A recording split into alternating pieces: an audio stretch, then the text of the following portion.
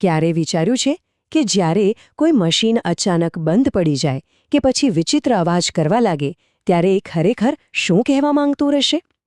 આજે આપણે ડીસી મશીનોની આ જ ગુપ્ત ભાષાને સમજવાના છીએ.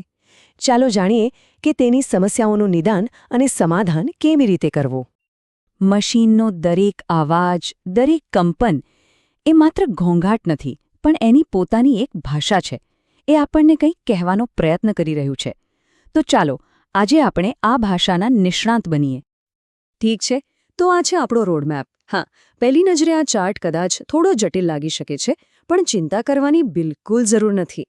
આપણે આને એક પછી એક બહુ જ સરળ ભાષામાં સમજીશું, જેથી કોઈપણ ડીસી મશીનની સમસ્યાને આસાનીથી ઓળખી શકાય.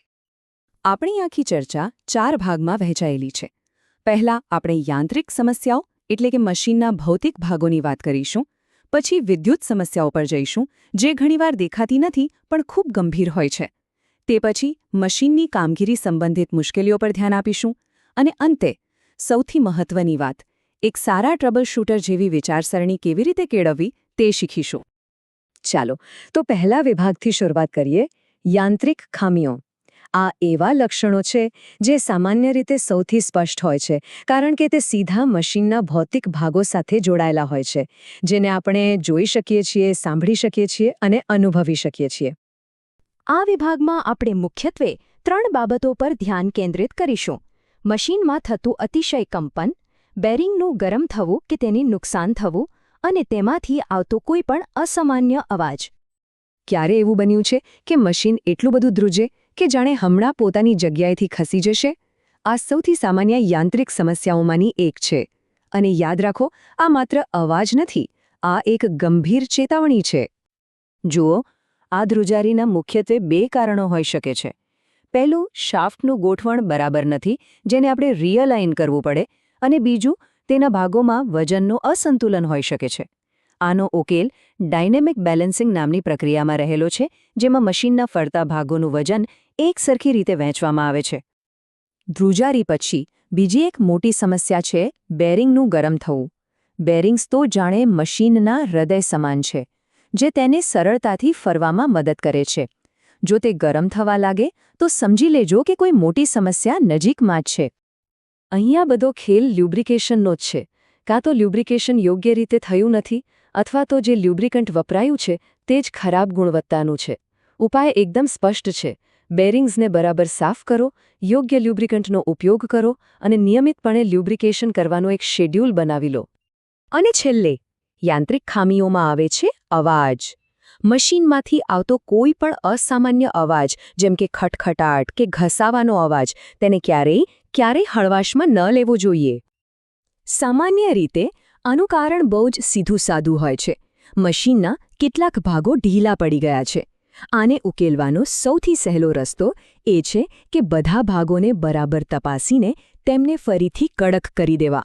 આ જ તો નિયમિત નિરીક્ષણનું મહત્વ છે. તો યાંત્રિક સમસ્યાઓ પછી હવે આપણે આગળ વધીએ છીએ વિદ્યુત ખામીઓ તરફ. આ સમસ્યાઓ થોડી અલગ છે, કારણ કે તે વીજળીના પ્રવાહ સાથે સંબંધિત છે. એટલે કે તે ઓછી દેખીતી હોય છે, પણ એટલી જ ગંભીર હોઈ શકે છે. તો આ વિભાગમાં આપણે શું જોવાના છે? આપણે વાત કરીશું મશીનનું ચાલુ ન થવું, બ્રશમાંથી વધારે પડતા તણખા નીકળવા, ગતિ ઓછી થઈ જવી અને ઇન્સ્યુલેશન જેવી કેટલીક મુખ્ય વિદ્યુત સમસ્યાઓ વિશે. વિદ્યુત સમસ્યાઓમાં સૌથી મોટી અને સ્પષ્ટ નિશાની મશીન ચાલુ જ ન થાય. આ એક ચોખ્ખો સંકેત છે કે વીજળી જ્યાં પહોંચવી જોઈએ ત્યાં પહોંચી રહી નથી. આનું મુખ્ય કારણ ઓપન સર્કિટ હોઈ શકે છે. સાદી ભાષામાં કહીએ તો વીજળીનો રસ્તો ક્યાંકથી તૂટી ગયો છે, જેના કારણે કરંટ મશીન સુધી પહોંચતો નથી. આને શોધવા માટે મશીનના મુખ્ય વિદ્યુત પરિપથ એટલે કે ફિલ્ડ સર્કિટને તપાસવાની જરૂર પડે છે. મશીનમાં કદાચ નાના તણખા થતા જોયા હશે. એ સામાન્ય છે, પણ જો આ તણખા ખૂબ જ વધારે હોય તો તે એક સમસ્યા છે. આ કમ્યુટેશનમાં ખામી હોવાનો સંકેત છે, જે એક એવી પ્રક્રિયા છે જેના દ્વારા મશીનના ફરતા ભાગમાં વીજળી પહોંચાડવામાં આવે છે. આ સમસ્યાને હલ કરવા માટે બ્રશને યોગ્ય રીતે ગોઠવવા પડે છે. સાથે જ ઇન્ટરપોલ્સ જેવા ભાગોને પણ તપાસવા પડે છે, જે મશીનના ફરતા ભાગ એટલે કે રોટરમાં વીજળીને સરળતાથી પહોંચાડવામાં મદદ કરે છે. ચાલો બાકીની વિદ્યુત સમસ્યાઓ પર એક ઝડપી નજર નાખી લઈએ. જો ગતિ ઓછી હોય તો તેનું કારણ ઓછો વોલ્ટેજ હોઈ શકે છે. જો કરંટ અસંતુલિત હોય તો એ શોર્ટ થયેલ કોઇલનો સંકેત છે. અને જો ઇન્સ્યુલેશન પ્રતિકાર ઓછો હોય તો તે ઘણીવાર ભેજ અથવા ગંદકીને કારણે થાય છે, જેનો ઉકેલ સૂકવણી અને સફાઈમાં છે. હવે આપણે આપણા અંતિમ વિભાગ પર આવી ગયા છીએ, પ્રદર્શન ખામીઓ. આ એવી પરિસ્થિતિ છે જ્યાં મશીન ચાલુ તો છે પણ તેની કાર્યક્ષમતામાં ઘટાડો થયો છે અથવા તે ખૂબ તણાવમાં કામ કરી રહ્યું છે. અહીં બે ખૂબ જ મળતા આવતા લક્ષણો છે: ઓવરહીટિંગ અને ઊંચા તાપમાનમાં વધારો. જુઓ, બંનેનો મૂળભૂત અર્થ એક જ છે કે મશીન કાં તો તેની ક્ષમતા કરતાં વધુ કામ કરી રહ્યું છે અથવા તે પોતાની જાતને યોગ્ય રીતે ઠંડુ કરી શકતો નથી. તો આ બંને ગરમી સંબંધિત સમસ્યાઓનો ઉકેલ શું? જવાબ એક જ સિદ્ધાંત પર આધારિત છે: મશીન પરનો ભાર ઓછો કરો અને ખાતરી કરો કે તેની કૂલિંગ સિસ્ટમ બરાબર કામ કરી રહી છે. બસ આટલું જ. આપણે અત્યાર સુધી ચોક્કસ સમસ્યાઓ અને તેમના ઉકેલો વિશે વાત કરી, પણ હવે ચલો એક ડગલું પાછળ જઈએ અને આખી સમસ્યા નિવારણ પ્રક્રિયાને એક અલગ દૃષ્ટિકોણથી જોઈએ. તો આ આખી વાતનો સાર શું છે? બસ આ 4 સરળ સ્ટેપ્સ યાદ રાખવાના છે. પહેલું, જુઓ અને સાંભળો. સમસ્યા શું છે તે બરાબર ઓળખો. બીજું, વર્ગીકરણ કરો. સમસ્યા યાંત્રિક છે, વિદ્યુત છે કે પ્રદર્શન સંબંધિત. ત્રીજું, ઉપાય કરો, યોગ્ય ઉપાય લાગુ કરો. અને ચોથું, જાળવણી કરો, જેથી ભવિષ્યમાં આ સમસ્યા ફરીથી ઊભી ન થાય. આ વિશ્લેષણના અંતે એક વિચારવા જેવો પ્રશ્ન છે: આ લક્ષણ, કારણ, ઉપાયનું જે માળખું આપણે સમજ્યા એ માત્ર મશીનો માટે જ નથી.